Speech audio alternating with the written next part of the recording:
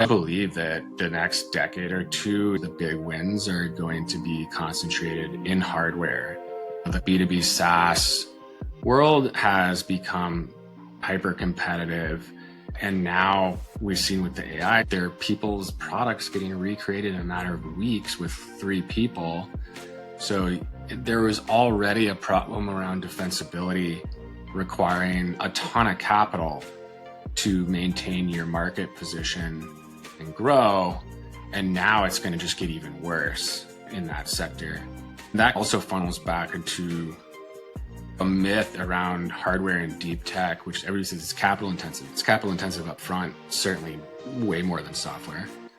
But what we've seen, software companies that you're getting these like 5, 10, whatever, $20 billion outcomes require as much capital over their lifetime of growth as the hardware companies getting the same size outcomes.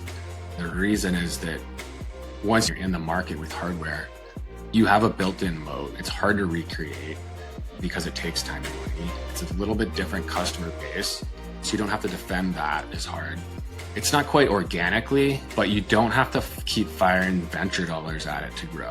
You can use things like debt equity, government funding, and funneling your profits back into growth rather than having to raise another $1 billion every year to funnel into growth. Jamie, welcome to the SlicePod, where we uncover the stories of fresh emerging managers across the early stage venture landscape. You're the founder and general partner of Wave Function Ventures, investing $250 to $500K in pre-seed and seed across aerospace, defense, and energy, manufacturing, and robotics. And we'll dive in all of that in a little bit. But first, let's begin where we always do around here, which is by asking, how did we get to this point? Was it always the plan to start your own fund? It's been a fairly long journey to get me here. I started out my career after graduating from Stanford with undergrad and master's in aerospace engineering. From there, I went to a company called Scale Composites, a premier prototype aircraft design company in the world, based in the Mojave Desert. Most people in the public sphere know it from Spaceship One and Spaceship Two, which turned into Virgin Galactic, that takes people up just above the Kármán line. So there I got to do some early design work on what became the largest airplane to ever fly. It flew a decade after I left. Got to make some decisions there that were pretty interesting. I was 23, 24 years old, sat down, did some analysis that ended up splitting the tail. So like it was a tail that was connected. We split it in half and made it 2 separate tails. That decision from a 24-year-old with some really basic models stuck throughout a $100 million development program. I got to see it fly for its first flight, mostly by happenstance. My co-founder and I from my second company were flying up in his airplane to see a bunch of little airplanes flying. I called a friend and said, "What time should we get there? What time does the show start?" He said, "The show starts at 9, but you should be here at 6. And I turned to my buddy and I was like, "We got to go. I think they're going to fly strata launch."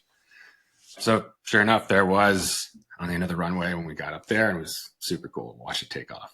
But yeah, it was 10 years later.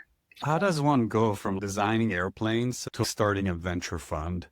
It took a lot of years. I was at SpaceX for 5 years, mostly working on Falcon 9 reentry, designed the aft thermal shield, which is what sits on the bottom of the rocket and lets it fly back into the atmosphere and survive that. That was a world's first for a hypersonic orbital rocket program.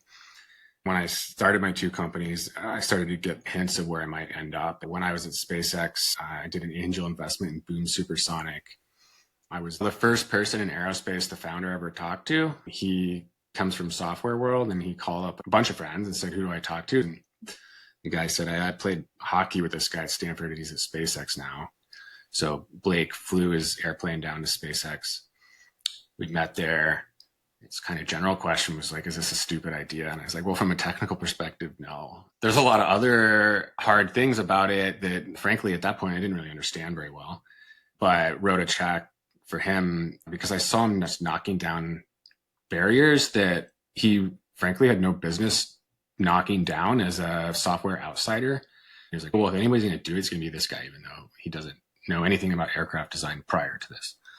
Did about 20 angel investments while I was still at SpaceX. And then once I became a founder, I also started doing some advisory work with other deep tech companies and loved that part of it too.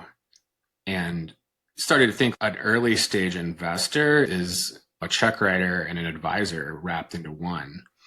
And so maybe that's where at some point I ended up going. When my second company was acquired in 2023, I took a break from things, but that's where my head was at that point. It's not all that uncommon for emerging managers to go from an operator background into an investor background by becoming an angel investor in between. You sort of like emphasize your focus kind of atoms over bits, which is sort of antithetical to the whole venture or at least venture capital over the last 2 decades, which was anything but atoms, like bits only. I'd imagine that the reason why you're focused on that, it's because of your background. But can you just give us a little bit of color on what makes it special beyond your knowledge of the space? Where do you think there is an edge, or what do you think people are missing that made you decide to go in and raise capital, deploy it in this specific vertical? The OG Silicon Valley was atoms, right? There's so much opportunity in software, and the obvious thing of the marginal production cost in software being zero. But where I see it going now, and yes, you're correct. I'm in this space because of my expertise, and I have an edge over other managers because of that, for sure. But I believe that the next decade or two, the big wins are going to be concentrated in hardware. The B2B SaaS world has become hyper competitive. And now we've seen with the AI stuff, like there are people's products getting recreated in a matter of weeks with 3 people. So there was already a problem around defensibility requiring a ton of capital to maintain your market position and grow. And now it's going to just get even worse in that sector. And that also funnels back into a myth around hardware and deep tech, which everybody says is capital intensive. It's capital intensive up front, certainly way more than software. But what we've seen, software companies that you're getting these like 5, 10, whatever, $20 billion outcomes require as much capital over their lifetime of growth as the hardware companies getting the same size outcomes. The reason is that once you're in the market with hardware, you have a built-in moat. It's hard to recreate because it takes time and money. It's a little bit different customer base, so you don't have to defend that as hard. It's not quite organically, but you don't have to keep firing the venture dollars at it to grow. You can use things like debt equity, government funding, and funneling your profits back into growth rather than having to raise another $1 billion every year to funnel into growth. So that's a lot of reasons where I'm pretty confident hardware is going to be big wins. Like AI, obviously a hot topic. Personally, like I can't predict where that's going. Sometimes it feels like they're so far ahead of their skis that it's going to blow up in everybody's face. And then anybody that's not one of the top 5 players is just going to be in this hyper competitive, like anything can erode at any minute space. But maybe could be wrong there, and huge wins there too. But I think hardware is the one where I think it's going to be the durable, long-lasting wins. Software was eating the world, and now AI is eating software. Yeah, but exactly. AI cannot be eating atoms yet. Certainly our engineering teams, it's not like they're pulling up Cursor, but are leveraging AI to develop really means you can develop hardware a little bit faster, a little bit cheaper, but it's still not simple. Yeah, it's not going to write code by itself. This is a niche that has seen a lot of interest over the last couple of years. You're definitely not alone. We meet a lot of emerging managers in this space. You obviously have like a deep technical background that I think it's probably extremely attractive to founders. But where do you think you compete with the rest of the deep tech manager set, if you compete with them at all? Like, there's definitely competition, and I've been contemplating this for probably 3 or 4 years now. I started the fund last summer, 2024. When I was thinking about it, it wasn't that hot, but it was just starting to show hints of it. Now it is fairly hot, and it's good and bad. The good side is Often before you'd be like, okay, great, you can raise a pre-seed to seed, maybe even an A, but there's not as much capital on the back end. So it's a little bit harder to get through that growth. The ones that were successful, often it was interesting funding sources like really large private investors, consortiums, stuff like that. But now we've seen enough of the venture interest flow in to help fill out the back end. So that's a huge benefit. The downside, when every sector gets hot, there's more competition and also more fluff, where you see, in my opinion, not great companies or managers funding not good things. But that's just part of the game, right? The ton of shots on goal. And of course, I'll be wrong on some of those. What does the next vintage look like? Are you going to keep it small? Is it going to be like a I don't collection know. of? Sunwoo and I were talking about that extensively the other day. I've already seen some times when I did do my sixth investment recently. I'm the first money in by myself, came in with conviction, and I'm helping them raise a round right now, actually. If I had the right firepower, it doesn't have to be a ton, but I could have just done that round, right? And maybe brought in one other person to fill it out. I've seen that also before. So having that as an option would be nice for sure. If I could write that $1.5 million check. I've also had investments that I've made already where I was squeezed in with a $250,000 check because they're like, I want the founder engineer on my cap table. I want the person who's been through this to go through this with me. But if I was like, I have to do $750K or $1 million, I might not have gotten in. So there's downsides to that too. Who were the first LPs of Fund One? My anchor LP was my biggest investor in my prior company. And we've done on the order of 10 deals together where I was an angel investor or an advisor or just saw something really cool, took it to him. So we've got a track record of investing together. I called him up last summer. So I want to do this, but having an anchor like makes all the difference, right? He agreed to anchor me and got me launched. I did my first investment with one LP. The day I had an investment in the pipeline, and my first close was the same day as my first investment. Cannot say we hear that very often, but it's a good way of starting up a fund. It seems like they understand what you're doing because they were there before there was a fund. But for everybody else, like, what about the strategy do they have a hard time getting straight? Like, what are the most common misconceptions that people raise as you're pitching the vehicle? I'd say the capital intensity question is, I wouldn't even say that's completely a misconception. I think it's just overblown. That one always comes up without fail. Time horizons exits, that's a pretty uncertain thing. And so when I get that question, which is obviously valid, especially right now, you've got folks like SpaceX who are private 20 years in, but anybody would beg to get in that right now, or you have opportunities to get out. I always tell LPs, I'm looking for the next SpaceX, but let's be honest, there might never be another SpaceX or Elon. The expectation shouldn't be like we're going after $300+ billion companies. We can always plan for that, but realistically, it's tough to beat. But it's shown that appetite, and I think another good example is Anduril. And Anduril's is on the way to that, but also has shown an appetite for acquisitions that are pretty significant, much more lucrative than one of the primes like Raytheon or Boeing that will do acquisitions occasionally. I am playing in the defense sector. Not everything I'm doing is defense, but so far, 5 out of 6 companies have a defense aspect to them. They could be dual use, and they will pursue that for a potential big customer, non-dilutive funding early on, technical development help and testing. You have to go after that with almost everything I invest in. So rather than the typical out of 25, we'll have one winner, 2 mediocre exit, and the rest will go to zero. Using that over half of the portfolio. As long as there is one customer, there is a buyer. There's also some interesting ones in the energy sector. And there's different models there, and some folks there may not even end up scaling their actual product, but more of a licensing play once they've built out major energy. But those turn into IPOs because they turn into cash cows. And once they're deployed, one company at their first deployment, it's $15 million a year on a micro reactor.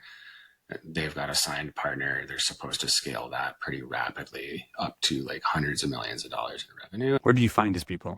Like, do you wait outside of Starbase, just wait for people to leave the office and jump on? Hey guys, out of my 6 investments, 5 of them have come through my network, either first or second degree connections. Some of them are super early. When I was a founder, what's the first thing you do when you're starting a company or thinking about it? You talk to some other founders. That's how I learn about it. Now enough of it is just like, who should I talk to? You should talk to Jamie. Part of that is because I was a founder. It's a different conversation that people are willing to have with me before they're ready to raise money. And I try to be helpful, even if I'm not interested, because I've been in that seat, at least sit down with them and give them some feedback. The upside for me is if I'm interested, I'm seeing it first and I get to help shape the story. And you should actually go in this direction. Or like, hey, you have this huge risk here. Let's fix that before we go raise money together.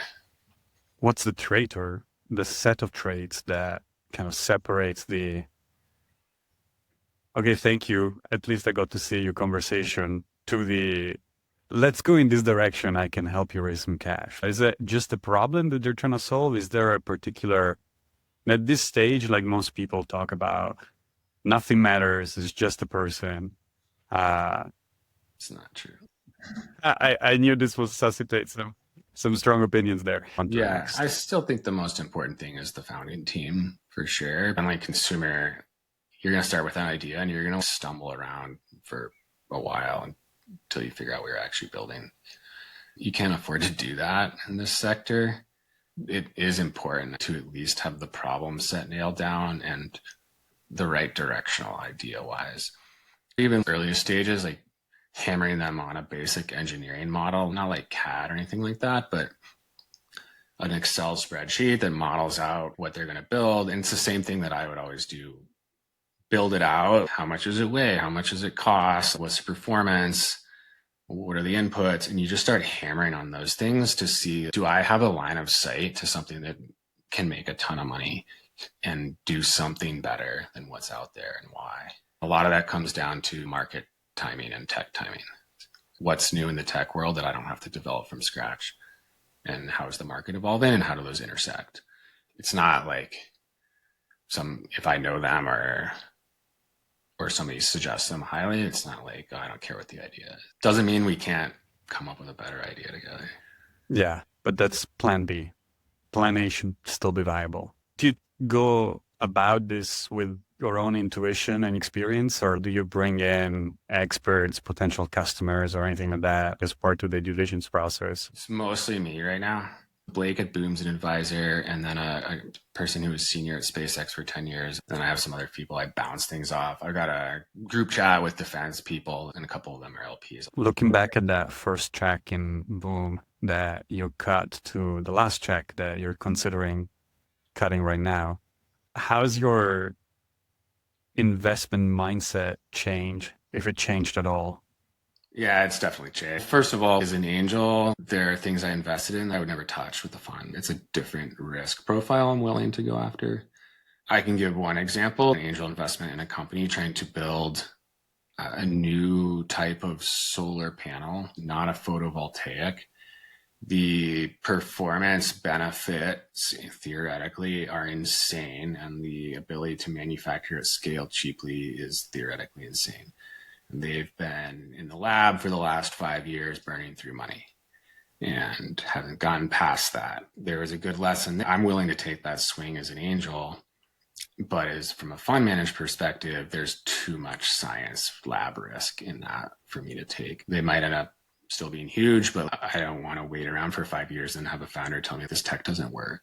It's got to be engineering execution risk, and that kind of comes back to the founder. Can these founders execute fast enough at high enough quality on the engineering side to build this and build it well, but not sit in a lab and decide if it can ever work? How was the transition from being the engineer, working on stuff every day, to like now running your fund? Is it something you've been looking forward to, or do you find yourself kind of yearning to go back to a drawing pen at any point? Is this a way for you whenever it happens to like actually jump in, and maybe do you feel the desire to get your hands dirty every now and again?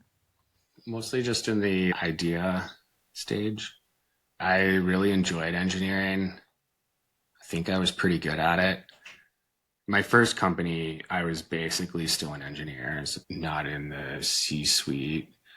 I was mostly doing engineering and then on the business side too. And then my second company, when I was a CEO, I basically engineered with my co-founder for the first 6 months and then never touched it again outside of working with the team and giving feedback and direction. There were times that I missed it, but not fully. I don't have that drive to sit down and spend 8 hours a day doing engineering anymore. The exciting part is more around the intersection of the idea and how it works as a business. I still love like hearing about new technologies and get excited about that, but I don't have that desire to go in the basement and build stuff. Maybe that makes me a crappy engineer, but You're saying maybe bring on an operating partner, but sounds like it's more for the due diligence side. It's just you for the time being. There is the fundraising, sourcing, the portfolio support, the podcasts. How do you keep all only your my ducks second in? one, so It's second of many. How do you keep all your ducks in a row? We know that a lot of emerging managers struggle with sort of like the context switching between all the different things that you got to do. I would imagine that coming from a founder background, you're not far into this idea. no, it honestly feels just like being a founder. The difference is the lack of a team. You're doing 10 tasks a day. This is not that dissimilar. So it hasn't been foreign. In some ways, you're always underwater. Sometimes you feel bad about something that sits in your inbox for a month. So I think as I've went from zero to even just where I am now, which I'm not that far into it, like I just like will rarely take like a VC meeting to just get to know somebody. That's super common in the industry, which actually surprised me a little bit. How many people just want to have a Zoom? Like, how do you have time for that? So unless it's targeted now, I just won't do it. Have you built any little tool for yourself? I can imagine that, like you were saying before, you don't feel the urge of running to the basement and building something. But have you been experimenting on kind of like more the software layer? Barely. At this point, I don't feel broken enough to throw up my hands and go build something. I think that'll probably change, but whoa, do you have anything to suggest? I feel in a similar spot. You know, I'm a founder myself, so if I'm broken, don't fix. Here's what I want, and this probably exists. Anytime I get a pitch, cold email, or a warm intro, I just want something to automatically file that in a deal flow marker with the founder's name, the company name, like the dates, all that stuff, and try and extract a couple key pieces. And then if I respond, extract that versus me pulling up my spreadsheet. The CRM side, I use those as a founder and honestly just haven't ever found one where the lift was light enough that I would interact it in a rigorous way. The capability was always there, but it was like, if it takes me 10 minutes to input this, I've moved on after 30 seconds. Do you have any suggestions there? We don't think the perfect thing exists yet, but we are opinionated in the build versus buy. Do we think that most emerging managers should just buy and not build? It is very easy. And we have a couple of folks in the portfolio that have built their own tools like pretty quickly and scrappily. What you were talking about, the deal flow piece, a very easy scoring bot, then puts it in a Google Drive folder. That's pretty easy. I'm very opinionated when it comes to this stuff every time. If I really need it, I will build it, and I will build it to what I like. And it's pretty easy to do something that is very low effort by stitching together a couple of tools. The inbox is my domain. That's where I work. Everything starts and ends there for me. That's my to-do list. That's my everything. Just looping in an agent. So score something and then having it be logged. It's not too hard to build these days.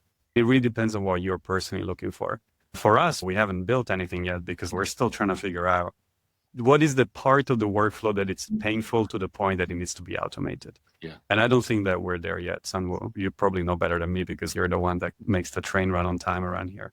But I don't think that there is any single piece that it's like dead annoying. And I do think that there is something to be said about doing it yourself first before you outsource it to somebody or something, so that you know exactly how could it really be optimized, what is actually really needed. Otherwise, you get drowned by an overload of information, stats and KPIs that don't mean anything, and you end up with just gigantic databases that don't do much for you.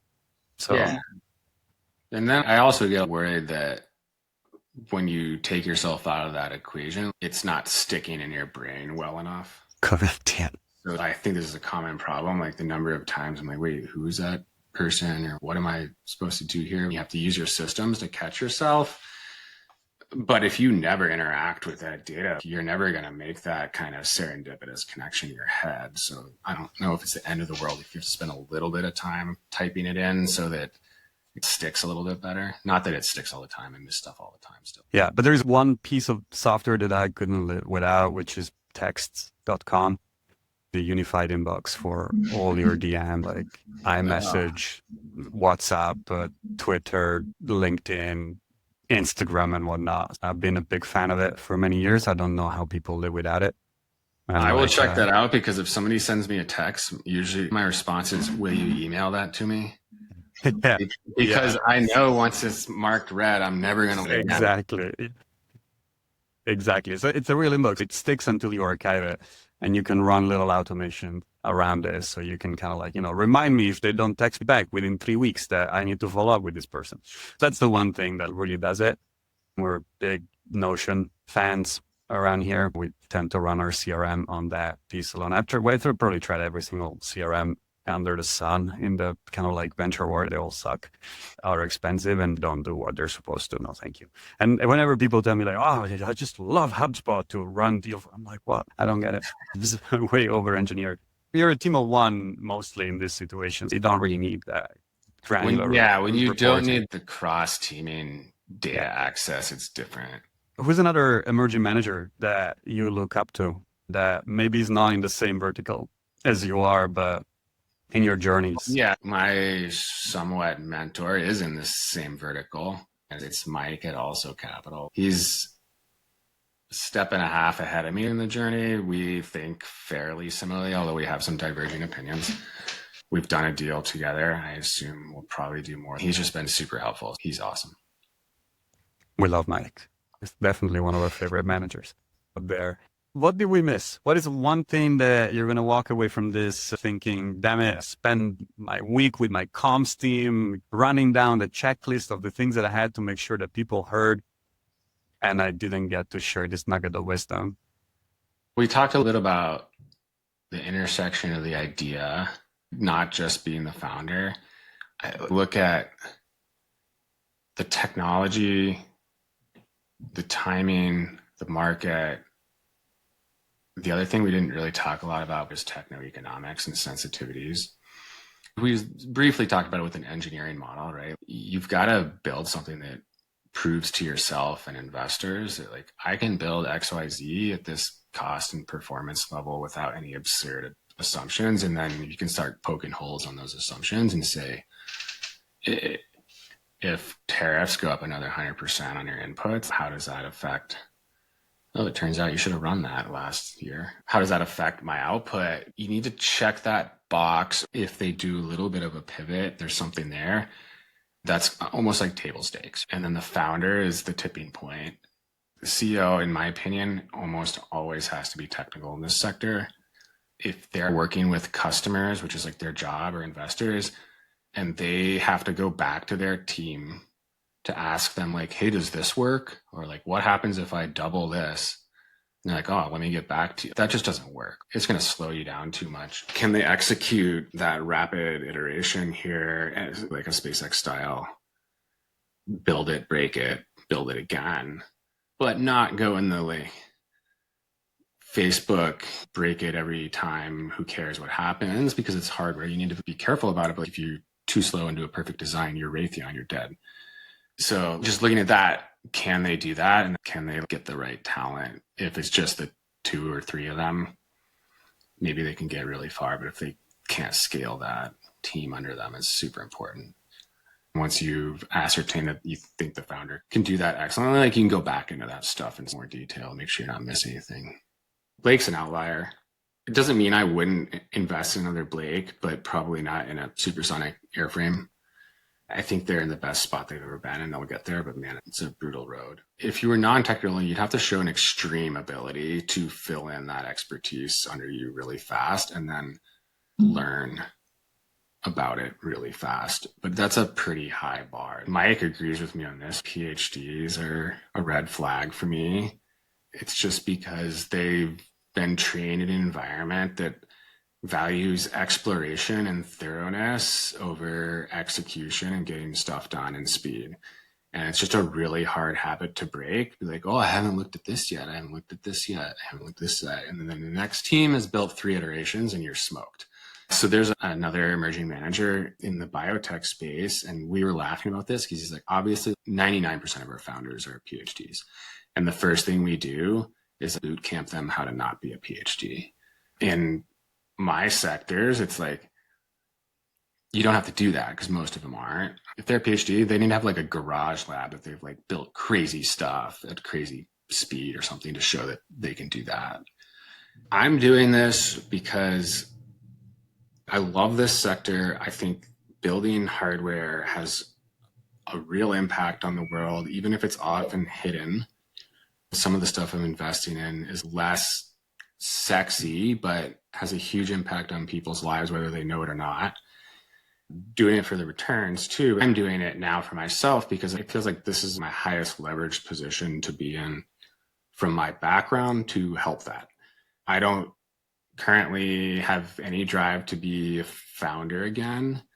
And I feel like what I'm doing now is more helpful and has a broader impact than doing that again. I'm not going to say never, but that's just kind of how I feel now. And that goes back to my desire to be early and also be an advisor, not just capital. When they hear their friend that wants to start a company, who are the 3 people I have to talk to? I want to be the first person that they mention. And I think it's based on the background prior, but also the stuff that I back and help now. I think if you ask any one of my founders right now, is Jamie helpful? 100% will say super helpful. I guarantee you. That's a great place to end it. Jamie, thank you so much for giving us a piece of your afternoon and telling us your story and how this all came together. Very curious to see what happens and what comes out of this portfolio. There is definitely some parallels to the last wave of application layer software, call it like 10 years ago, see where those things could have landed. Pretty cool to think about, where is this going to go? Where is this portfolio going to take us? Maybe there won't be another SpaceX in it. I don't know about that, but we'll see. But there is going to be a lot of tiny little things that are going to be very different from what we're used to seeing. I'm giddy to see what comes out of it. Absolutely. Thank you for your time. You've just listened to another episode of Slice, the podcast for emerging managers. Thank you to Matt for introducing us to Jamie, and thank you so much, Jamie, for sharing your time with us. Next week, we have a conversation with Jonathan building Space VC. It's an early stage frontier tech fund, and you don't want to miss the conversation. Make sure you're subscribed to our Substack not to miss the episode, and we'll see you then.